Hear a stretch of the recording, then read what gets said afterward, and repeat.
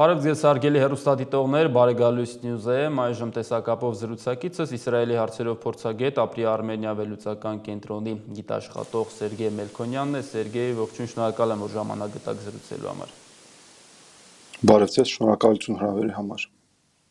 Իսրայելի եւ Համասի միջև պատերազմը Գազայում իրականում մոտ է ավարտին, թե ոչ, առայժմ հրադադարի պայմանների առաջին փուլն է համաձայնեցված, ինչպես հայտարարեց Թրամփը, բայց այդտեղ դեռ բազմաթիվ նրբություններ կան։ Համասը պետք է զինաթափվի,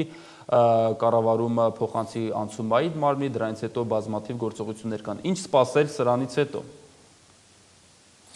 Նախ եւ առաջ պիտի նշենք, որ այսպիսի բովանդակության պայմանավորվածությունը արդեն ձեռք էր բերվել հուլիս 2024 թիվ եւ մարտ 2025 թիվ եւ Նետանյահուի քայլերը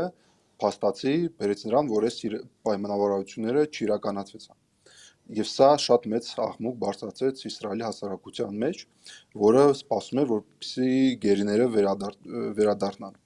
Այո, Նետանյահուն կներկայացնի սա որպես իր հաղթանակը,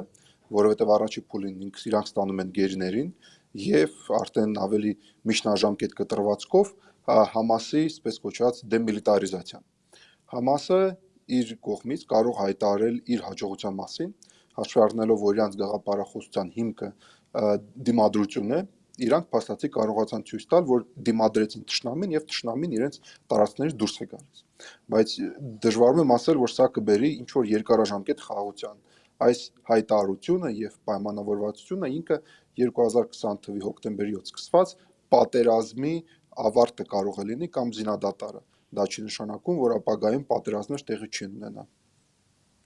Եթե հրադադարը այդուհանդերձ եղավ, ինչ սպասել Իսրայելից Նեթանյահուի կառավարությունից, հատկապես մենք շատ ենք քննարկել, որ ներքաղաքական խնդիրների վարկանիշի անկման ֆոնին Նեթանյահուն հաճախ գնում է ռազմական գործողությունների, սադրանքների տարբեր ուղղություններով, որպես նաև ներքաղաքական խնդիրներ լուծի։ Այս բոլոր հանգամանքները հաշվի առնելով, ինչ սպասել։ Կա մի քանի հատ սցենար։ Առաջին սցենարը չի բացառում, որ Իսրայելում տեղի կունենան արտահերթ ընտրությունները։ Հիշեցնեմ, որ հաջորդ ընտրությունները նախատեսված են աշուն 2026 թիվ։ Երկրորդ սցենարը, հաշվի առնելով, որ նույն դեմ շատ լուրջ խնդիր դրված կլինի պահել իր իշխանությունը, որպեսզի չգնան արտահերթ ընտրությունների, որովհետև ըստ բոլոր հարցումների Նետանյահուն դժվար թե կարողանա ձևավորի նոր կոալիցիա եւ կառավարությունը։ Եվ հաշվի առնելով այն գործերը, որոնք իր դեմ հարուցված են, ինքը ավելի լուրջ խնդիրներին կարող է բախվել։ Հիմա երկրորդ սցենարը դա նոր էսկալացիա է տեղի ունենա եւ տարբեր ուղղություններ կան։ Դա կարող լինի Հեզբոլլան Լիբանանում, հուսիտները Եմենում կամ Իրանը։ Եվ հաշվի առնելով այն հայտարարությունները, որոնք տեղի ունեցան, երբ որ Նետանյահուն հարցազրույց էր տալիս տարբեր ամերիկյան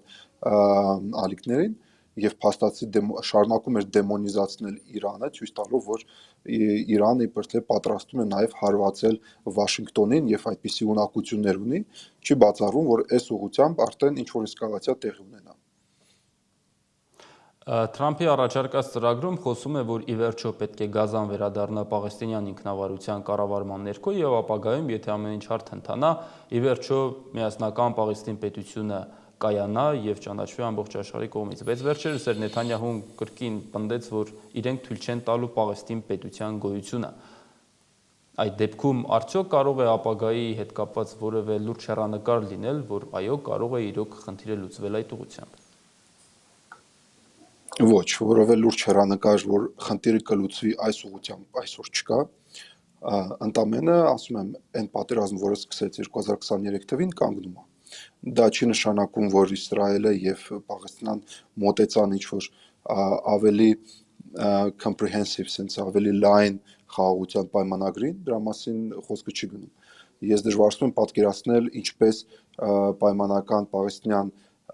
ադմինիստրացիան պիտի ղեկավարի Գազան, հաշվի առնելով, որ մինչև այդ Համասը պիտի դեմիլիտարիզացիայի ճանապարհով անցնի, ղեկավարները պիտի այնտեղ փաստացի տեղում չլինեն, Համասի աջակցությունը Գազայում գնալով աճում է, այդ նշանակում է, որ Պաղեստինայի ադմինիստրացիայի աջակցությունը նվազում է, շաշտեմ, որ նաև Համասը կա արևմտյան ափում, Համասը կա արևելյան Երուսաղեմում, եւ դժվար կլինի բոլորի հետ կարողանան պայմանավորվել եւ եթե ինչ-որ ռեֆորմերի ճանապարհով չանցնի Պաղեստինայի ադմինիստրացիան եւ այո անշուշտ ֆինանսական եւ միջազգային լեգիտիմացիայի տեսանկյունից աջակցություն տեղի չունենա, դժվար թե այս հարցը իրանք կարողանան լուծեն։ Որտեվ պայմաններից մեկը հստակ Համասի զինաթափումն է։ Եվ եթե դա չի լինում, հետագա փուլերը կասկածի տակ են դրվելու։ Այո, առաջի փուլում Իսրայելը փաստացի իր կոնտրոլի տակ է պահում 55 ավելի քան 55% գազայի մասը, մինչև գերիներին վերադարձնեն։ Երկրորդ փուլում, երբ որ սկսվի դեմիլիտարիզացիայի գործընթացը, արդեն փուլային Իսրայելը պիտի գազայից դուրս գա, բայց ես վստահ չեմ, որ նախ եւ առաջի փուլը շատ արագ կարողանան իրականացնել, որտեղ նույնիսկ Համասում հայտարարել են, որ իրանք ընդհանրապես տեղյակ չեն, որտեղ են որոշ գերիները գտնվում, որտեղ երբ որ Իսրայելը ասեց ցամաքային լայնածավալ հարձակումը Գազա քաղաքում, կապը կորել էր որոշ ստորաբաժանումների միջև, եւ սա դեր առաջի փուլն է։ Երկրորդ փուլում, երբ որ արդեն դիմեն դեմիլիտարիզացիայի, դժվար կլինի ապամոնտաժել բոլոր ռազմական ենթակառուցվածքը եւ բոլոր ժողովուրդը, որը փաստացի Համասին մեծ մասը սկսեց աջակցել, նույնիսկ միանում էր իր շարքերին, այս պատերազմի արդյունքում հրաժարվեն կրել զենք պայմանական, եւ սա էլ Իսրայելի պահանջներից մեկը կլինի, փաստացի այն ինչ որ Ադրբեջանը փորձում էր անել Արցախում, որտեղ Ադրբեջանի տեսանկյունից յուրաքանչյուր հայը, որը պայմանական զենք կարող է կրել, Ադրբեջանի համար սպառնալիք է, եւ Իսրայելն է կդիմի նրան, որ որևէ մեկը նույնիսկ ատրճանակ, ավտոմատ, ոչ մի բան ընդհանրապես գազայում չպիտի լինի։ Սերգեյ, շնորհակալություն, որ ժամանակ գտաք զրուցելու համար։ Շնորհակալություն ձեզ։ Հիշեցնեմ, որ տեսակապով զրուցակիցս Իսրայելի հարցերով փորձագետ, ապրի Արմենիա վերլուծական կենտրոնի փորձագետ Սերգեյ Մելքոնյանը, լավ մնացեք, կհանդիպենք։